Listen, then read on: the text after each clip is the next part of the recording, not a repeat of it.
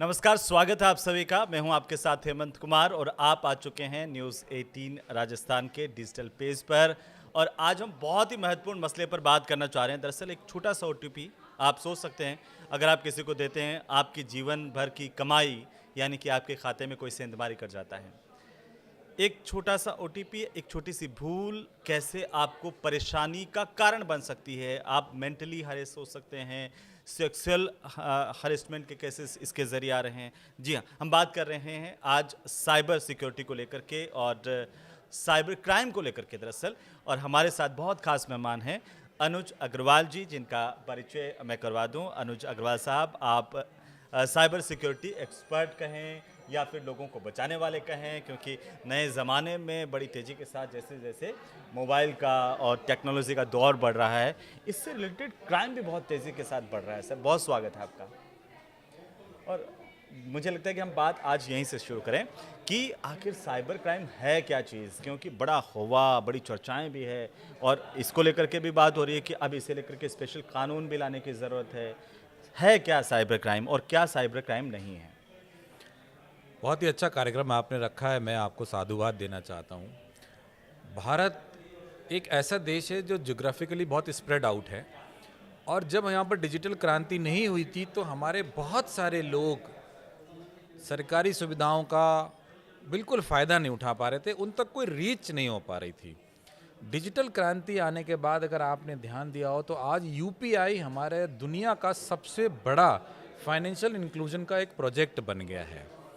चूंकि अब हर व्यक्ति फाइनेंशियल ट्रांजैक्शन इलेक्ट्रॉनिक माध्यम से कर रहा है, जी। तो कहीं ना कहीं अपराधियों ने ये प्लान किया, कोशिश कर रहे हैं कि वो ज़्यादा से ज़्यादा इलेक्ट्रॉनिक माध्यमों को ब्रीच करें और लोगों को नुकसान पहुंचाएं।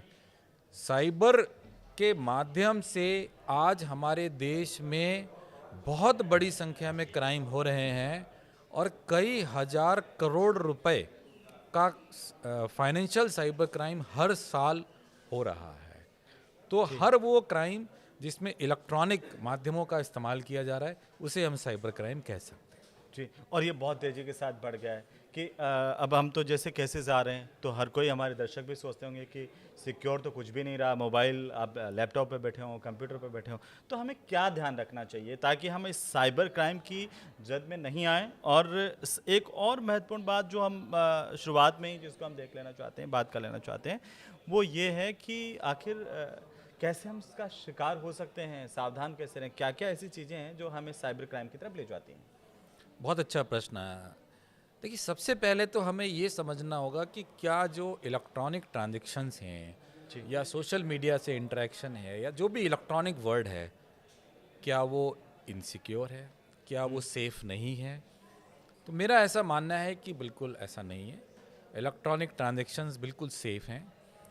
जो वर्चुअल वर्ल्ड है, जो इंटरनेट है, जो सोशल मीडिया है, वो सेफ़ है। लेकिन हर वो चीज़ जो रफ्तार से चलती है उसके अपने कुछ नियम होते हैं। जी। जिस प्रकार से हम सड़क पर चलते हैं, ट्रैफिक में चलते हैं, जहाँ तेज़ तर्रार ट्रैफिक चल रहा है, तो ये बड़ा आवश्यक है कि हम कुछ बेसिक एटिकेट्स का, कुछ नियमों का पालन करें। जैसे बाएं चलना है, लाल बत्ती पर रुकना है, लेन को नहीं तोड़ना है। कुछ ऐसे बहुत बेसिक डिसिप्लिन है। इसी तरह के कुछ डिसिप्लिन जब हम इंफॉर्मेशन हाईवे पर हैं, इंटरनेट हाईवे पर हैं, जो कि 4G की रफ्तार से चल रहा है, तो हमें उन नियमों को मानना चाहिए, मानना पड़ेगा। उसमें से जैसा कि एक आपने बताया OTP, वन टाइम पासवर्ड, हमें उसको नहीं शेयर करना है। अच्छा, मैं तो ये जो कह रहा था कि एक ओटीपी आपका खाता खाली कर सकता है, ये सही बात है? ये आपने बिल्कुल सही कहा। ये आपके साइबर खजाने की चाबी है, अच्छा। और अगर ये चाबी आपने अपराधियों को दे दी तो निश्चित रूप से आपका खजाना खाली हो जाएगा। और मजे की बात मैं आपको बताऊं, भारत में ही ये सुविधा है। जी। विश्व के अनेक बड़े देशों में, डेवलप्ड कंट्रीज में OTP की सुविधा नहीं है, अच्छा। जबकि हमारे देश में उपभोक्ताओं का विशेष ध्यान रखते हुए RBI ने OTP की सुविधा प्रदान की है। अब हमें यह देखना है कि हम उसे किस प्रकार से सही आप तरह ये से कह रहे हैं इस्तेमाल कि करें। यही ओटीपी है जो हमारे को सुरक्षित भी बनाता है, और अगर हम चूक गए या फिर हमने लापरवाही बरती तो यही ओटीपी है जो खाता खाली भी कर सकता है। बिल्कुल आपने सही कहा। जी। ये OTP हमें बिल्कुल सुरक्षित रख रहा है, सुरक्षित रखने का एक अच्छा माध्यम है।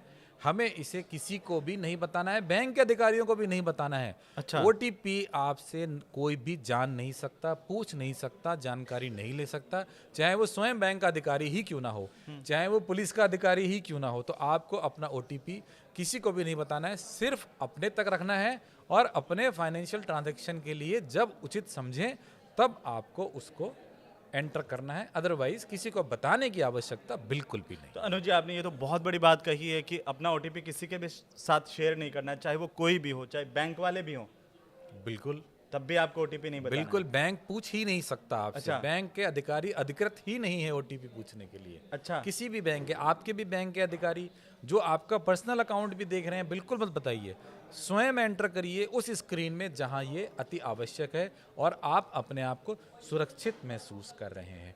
इसके लिए आप अपनी पर्सनल डिवाइस यानी अपने मोबाइल या अपने लैपटॉप से ही करें।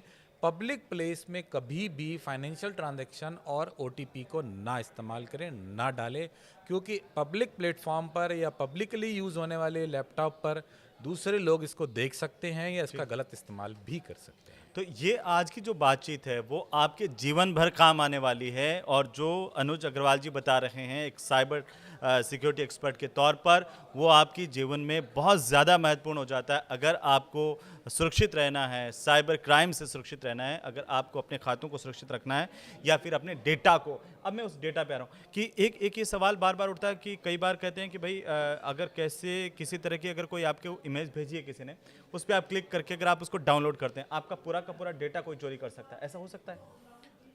देखिए, हो भी सकता है और नहीं भी हो सकता है, दोनों जी। चीज़ों को समझने की आवश्यकता है। जी। ऐसे कई टूल हैं जो आपको किसी तस्वीर में या लिंक में जोड़कर यानी एम्बेड कर कर भेजे जा सकते हैं, और उसको क्लिक करने पर ऐसे रिमोट एक्सेस टूल यानी जो दूर से ही आपके फ़ोन को या मोबाइल को, लैपटॉप को कंट्रोल कर सकते हैं, वो जी। आपकी डिवाइस में डाउनलोड हो जाते हैं।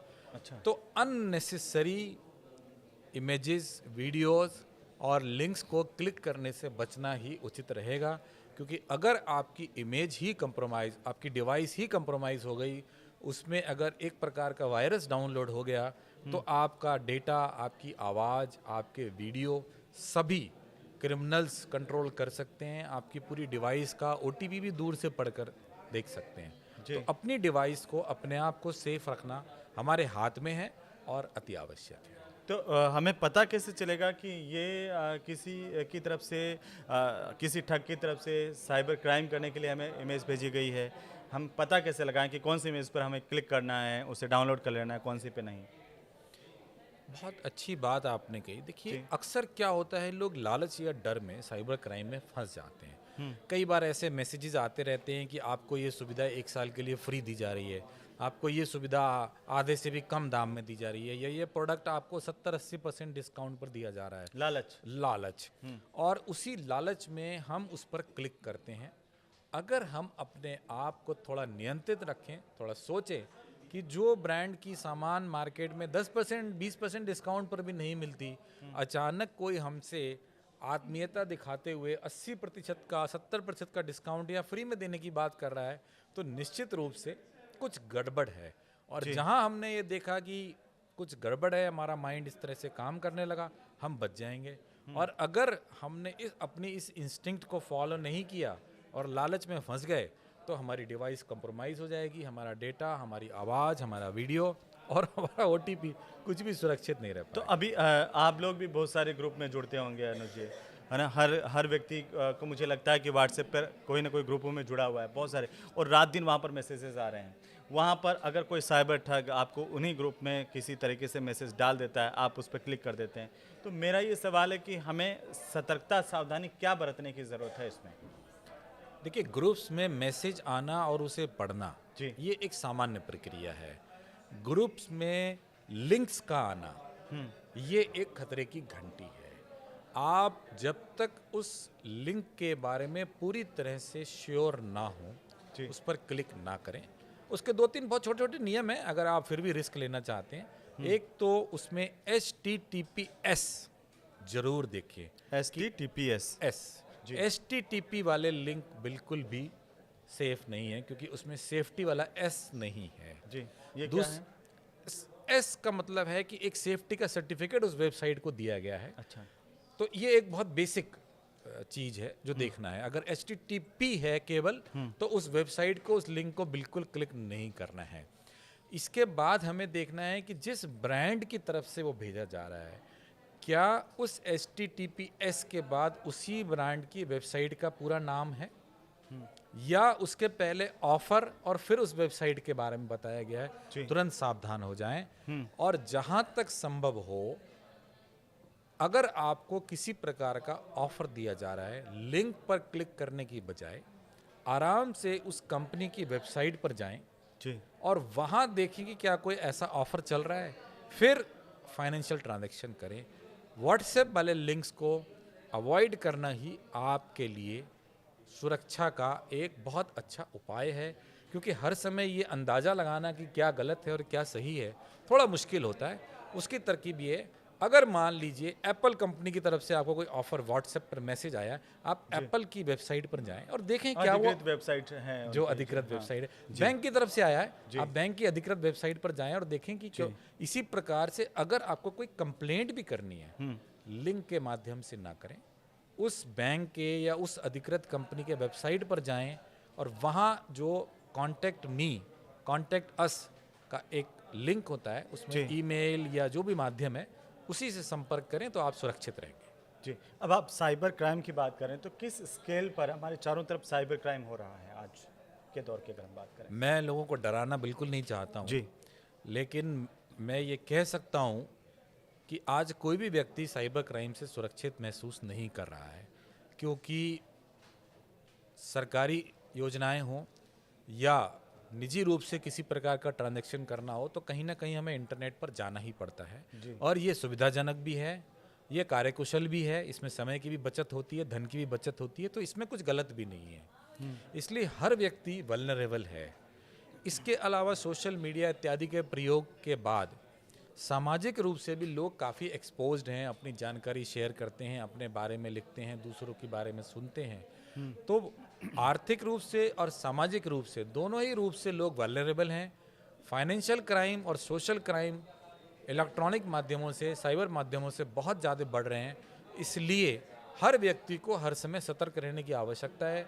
कोई भी वर्ग ऐसा नहीं है, चाहे वो बाल वर्ग हो, चाहे वो वृद्ध वर्ग हो और चाहे वो कामकाजी वर्ग हो, इससे अछूता नहीं है। सभी इसके जद में, इसके दायरे में है। एक वेब सीरीज थी, आपको याद होगा, जामताड़ा करके। जी। और ये कहते हैं कि साइबर क्राइम की शुरुआत वहीं से हुई। अब इसमें कितनी सच्चाई वो तो आप उस पर ज़्यादा प्रकाश डालेंगे, पर्दा डालेंगे, लेकिन अब एक नया केंद्र राजस्थान का मेवात का इलाका और ये जिसमें हरियाणा, उत्तर प्रदेश और बीच का इलाका वो बनता जा रहा है। तो क्या ये नया तरीका, नए तरीके से लोगों को ठगी के अलग अलग साधन पैदा हो गए हैं इनके सामने? देखिए, इसकी शुरुआत कहाँ से हुई, ये प्रश्न आज बहुत महत्वपूर्ण नहीं है जी। आज महत्वपूर्ण ये है कि ये फैल चुका है और इसके अनेकों अनेक केंद्र बन चुके हैं, जिसमें से एक आपने भी बताया। जी। और निश्चित रूप से ऐसे बहुत सारे मामले वहाँ से ओरिजिनेट होते हैं और देश विदेश में वहाँ के काफ़ी लोग इस तरह के कामों में एक्टिव होते हुए पाए गए हैं। और वहाँ से एक जो बहुत ही खतरनाक साइबर क्राइम जो शुरू हुआ माना जाता है, वो सेक्सटॉर्शन का रहा है, जिसमें कि अनोनाइमस नंबर से वीडियो कॉल करके और लोगों की अश्लील वीडियो बनाई जाती हैं और फिर उनसे बड़े पैमाने पर फाइनेंशियल डिमांड्स की जाती हैं और लोग देने को मजबूर हो जाते हैं। तो आज देश बहुत में पढ़े लिखे लोग भी सर इसके अंदर आ जाते बिल्कुल हैं। आपने कहा। जी। और अक्सर ये देखा गया है कि साइबर क्राइम में पढ़े लिखे लोग, उच्च पदस्थ अधिकारी, चाहे वो निजी कंपनियों में हो, सरकार में हो, इवन लॉ इन्फोर्समेंट और जुडिशियल ऑफिसर्स भी इसमें फंसते हुए पाए गए हैं। पुलिस ऑफिसर्स भी पुलिस ऑफिसर्स भी इसमें पाए गए ठगी हैं, का शिकार हुए हैं। जी। इसके शिकार हुए हैं। तो इसमें शिक्षा का बहुत ज़्यादा महत्व नहीं है कि आप अगर शिक्षित हैं या नहीं है। इसीलिए मैंने कहा कि सभी वर्गों के लोग, सभी तरह की शिक्षित और अशिक्षित इसमें फंसते हुए पाए गए हैं। अमीर गरीब सब इसमें फंसे हैं। तो वल्नरेबल तो हर कोई है और हर किसी को सावधान रहना पड़ेगा। अब सवाल ये आता है कि कैसे फंसाते हैं? सबसे पहले प्रक्रिया क्या होती है जिसको हम समझ लें ताकि हर कोई जागरूक हो जाए? देखिए, प्रक्रिया जो मनुष्य की बड़ी स्वाभाविक प्रवृत्ति है एक डर की, या एक लालच की, उसी का इस्तेमाल करते हैं। जैसे एक दो एग्जांपल के तौर पे मैं बताऊं, एक एसएमएस मैसेज आता है शाम को 5 बजे कि आपका बिजली का बिल पेमेंट नहीं हुआ है और 9 बजे आपकी बिजली कट जाएगी। जी। तो एक प्रकार का डर मन में आता है कि अरे ये तो बड़ा असुविधाजनक हो जाएगा, किसी के बच्चे की पढ़ाई है, किसी को ऑफिस का काम करना है, और उसके बाद एक लिंक दिया होता है, फ़ोन नंबर दिया होता है, लोग उस पर बात करते हैं और उनको ये विश्वास दिला दिया जाता है कि सचमुच विद्युत विभाग से बात हो रही है और आप जो है ऑनलाइन अगर इमीडिएटली 5,000 या 10,000 या कोई भी एक XYZ अमाउंट दे देंगे जी। तो आपकी बिजली नहीं कटेगी। इसी प्रकार से फ्री रिचार्ज, कि अगर आप इस लिंक पर क्लिक करेंगे, कोई ऐसा खास मौका है, भारत की आज़ादी का जश्न मनाया जा रहा है 74वां 75वां, इसलिए फ्री 1 साल के लिए आपको रिचार्ज दिया जा रहा है।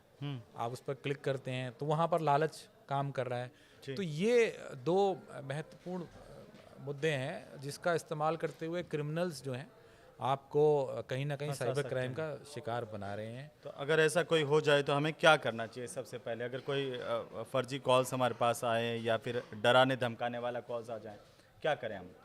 देखिए, अगर कोई भी व्यक्ति किसी भी प्रकार के साइबर क्राइम में फंस जाता है, अफेक्टेड हो जाता है, तो उसके पास करने के लिए 2 काम हैं जी। एक तो अगर उसका कोई फाइनेंशियल लॉस हो गया है तो वो नेशनल हेल्पलाइन 1930 जी। पर फ़ोन कर सकता है और वहाँ 19 एक बार आप repeat- 30 1930 इस पर कॉल करके कॉल कर सकता है। जी। ये पूरी तरह से टोल फ्री नंबर है और भारत सरकार गृह मंत्रालय के द्वारा संचालित है। जी। वहाँ पर आप अपनी जो फाइनेंशियल लॉस हुआ है साइबर क्राइम के माध्यम से उसके बारे में बता के अपनी शिकायत दर्ज करा सकते हैं। इसके अलावा आप पुलिस में अपनी शिकायत दर्ज करा सकते हैं। नियरेस्ट जो भी आपके थाना है जहाँ पर भी आपको ये प्रॉब्लम आई है वहाँ जा सकते हैं, या फिर ऑनलाइन cybercrime.gov.in cybercrime.gov.in पर भी आप अपनी शिकायत लिखित रूप से दर्ज करा सकते हैं और उसके बाद पुलिस अपनी समुचित कार्रवाई आगे बढ़ाएगी। एक तो आपने सेक्सटॉर्शन का जिक्र किया सर, और एक साथ साथ में एक बड़ा शब्द प्रचलन में आ रहा है डिजिटल अरेस्ट। ये क्या है और इसमें कैसे फंसते हैं लोग? देखिए, डिजिटल अरेस्ट के बहुत मामले हुए हैं और इसको समझना बहुत ज़रूरी है। जी। डिजिटल अरेस्ट एक प्रकार का उत्पादित शब्द है, ऐसी कोई चीज़ कानून की डिक्शनरी में तो नहीं है। जी। अमूमन साइबर अपराधी लोगों को डराकर एक ऐसी स्थिति में लाते हैं कि वो वीडियो कॉल शुरू करते हैं अपराधियों के साथ जी। और सामने की तरफ अपराधी उनको बाकायदा पुलिस या एनफोर्समेंट की जो वर्दियां हैं, खाकी जिसको हम लोग कहते हैं, उसमें वो प्रस्तुत होते हैं और पुलिस के इंसिग्निया और एम्बलेम वगैरह यूज़ करते हुए वो लोगों को ये आभास दे देते हैं कि आप पूरी तरह से पुलिस से बात कर रहे हैं। जी। और उसके बाद उनको इंस्ट्रक्शन दिया जाता है कि आप इस वीडियो कॉल से हटेंगे नहीं, अगर हटेंगे तो आपको फिजिकली अरेस्ट भी कर लिया जाएगा। एक प्रकार का हिप्नोटिज्म भी है और लोग इसमें फंस जाते हैं कई कई घंटे तक, कुछ लोग तो कई दिन तक इस प्रकार से सो कॉल्ड जो नकली पुलिस है उसके साथ बैठे रहे हैं और बाद में उनको काफ़ी जब डरा दिया जाता है तो उनसे एक बड़ी रकम ले लेते हैं। ले ली जाती है, अकाउंट टू अकाउंट ट्रांसफ़र करी जाती है। उसमें अक्सर उनको ये कहा जाता है कि पुलिस डिपार्टमेंट आपकी मदद कर रहा है और ये रकम RBI में ट्रांसफ़र हो रही है, जांच के बाद आपको वापस कर दी जाती है। जी। क्योंकि वो सब नकली है, फर्जी है, अपराधी और हैं। इसमें भी अलग अलग तरीके अपनाते हैं सर कि कई बार किसी कॉल करके कह देंगे कि आपका देखिए बेटा या भाई उस पर कोई केस दर्ज हो गया है, वो अरेस्ट हो सकता है, आप वेरीफाई करवाइए। उसमें हम कैसे वो डर जाते हैं, हर कोई डर जाता है उसमें। देखिए, जी। एक चीज़ बड़ी महत्वपूर्ण है समझना। जी। फिजिकल क्राइम में से फिजिकल क्रिमिनल से जब आपका सामना होता है तो आपके पास बॉडीली हार्म का एक इमीडिएट रिस्क होता है कि तुरंत आपको नुकसान पहुंचाया जा सकता है। डिजिटल में ऐसा कोई रिस्क है ही नहीं, इसलिए आपको सोचने समझने का मौका है। आप 10 सेकंड, 20 सेकंड, 30 सेकंड सोचिए और फिर निर्णय लीजिए। अगर आप इमीडिएट रिस्पॉन्ड करेंगे और डरेंगे तो रिस्क ज़्यादा है। ड्रग्स के बारे में बताया जा रहा है कि आपको एक पैकेट आपके नाम से कहीं विदेश से आया है या जा रहा है, उसमें ड्रग्स हैं। उसमें आपका पासपोर्ट मिला है, जैसा आपने बताया अरेस्ट के बारे में जी। कि आपके सगे संबंधी को अरेस्ट कर लिया है। अगर ऐसा है तो आप फ़ोन करके पूछिए, थोड़ा वेट करिए, कानून की व्यवस्था समझिए, थोड़ा समय कानून लीजिए। थोड़ा समय लीजिए। जी। कानून में बिना नोटिस दिए किसी को अरेस्ट करने की कोई व्यवस्था नहीं है आर्थिक अपराधों के लिए। तो एक और महत्वपूर्ण सवाल कि हमें 4 ऐसे क्या अपनाने चाहिए सुरक्षात्मक उपाय ताकि हम इस तरह के साइबर क्राइम से फंसे नहीं या फिर इस तरह के साइबर क्राइम के ठगों के जाल में हम नहीं आ जाएं, परेशानी हमें नहीं हो। क्या ऐसे 4 उपाय हैं? देखिए, पहला तो जैसा कि हम सभी जानते हैं जी। कि अपने OTP को, वन टाइम पासवर्ड को किसी को भी नहीं बताना है। नहीं बताएं। दूसरा, जब भी हम फाइनेंशियल ट्रांजैक्शन करें, सुरक्षित प्लेटफॉर्म यानी अपना निजी लैपटॉप या निजी फ़ोन ही इस्तेमाल करें, और ये सुनिश्चित कर लें कि जब आप अपना पासवर्ड उसमें डाल रहे हैं या OTP डाल रहे हैं जी। तो आसपास कोई ऐसा व्यक्ति तो आपके साथ नहीं है जो उसको देखकर उस OTP या पासवर्ड को मिसयूज़ कर सकता हो। जी। तीसरी चीज़, लिंक्स को हम क्लिक ना करें जहां बहुत बड़े बड़े ऑफ़र आपको दिए जा रहे हैं, क्योंकि वो आपके डिवाइस को यानी फ़ोन को या और लैपटॉप को पॉल्यूट कर सकते हैं, उसमें जी। वायरस या ऐसी तकनीकी चीज़ें डाल सकते हैं जिससे कि आपका नुकसान हो सकता है। जी। तो ये जो कुछ विधि हैं, और अगर फिर भी कुछ हो जाए तुरंत पुलिस को फ़ोन करें। जी। अननोन नंबरों से वीडियो कॉल बिल्कुल भी ना करें किसी भी परिस्थिति में।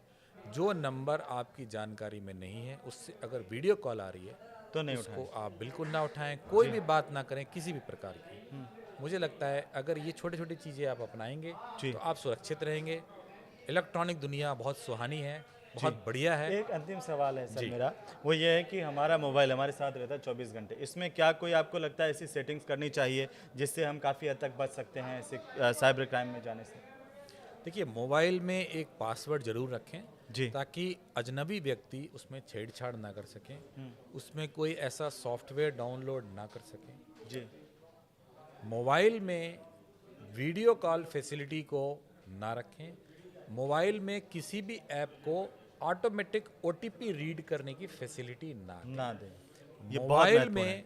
में लोकेशन को ऑफ रखें, और मोबाइल में आपका जो वाईफाई का पासवर्ड है तो जो हम उसे मजबूत जो रखें। भी मान लीजिए कोई ऐप हम यूज़ में ले रहे हैं, काम में ले रहे हैं, उसमें सबसे पहले आता है कि आपकी लोकेशन शुरू कर दे, तो हम उसमें क्या सेटिंग करके रखें? लोकेशन मांगती है वो। जिस ऐप में लोकेशन की आवश्यकता नहीं है उसमें परमिशन ना अलाउ करें। जैसे अगर गूगल मैप है तो उसमें लोकेशन की आवश्यकता है, जी। लेकिन अगर आप अखबार पढ़ रहे हैं, हाँ, उसमें ज़रूरत नहीं। नवभारत टाइम्स या न्यूज़ 18, तो उसमें तो लोकेशन की कोई आवश्यकता नहीं है, तो आप ना दें। ये आपको डिस्क्रिशन यूज़ करना ही पड़ेगा। तो लोकेशन का हमें खास तौर पर ध्यान रखना है। खास तौर और पर ध्यान रखना एक पड़ेगा, और ऑटोमेटिक OTP को अलाउ ना करें।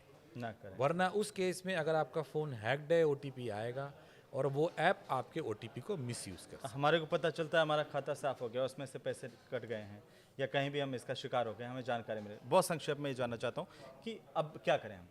क्विक। तुरंत 1930 को फ़ोन करें जी। और अपने बैंक को इन्फॉर्म करें ताकि फर्दर आपके अकाउंट में कोई डेबिट ट्रांजैक्शंस ना हो। जी। और संभव हो सके तो नियरेस्ट पुलिस स्टेशन में भी जाके एक रिटन कंप्लेंट जरूर दे दें।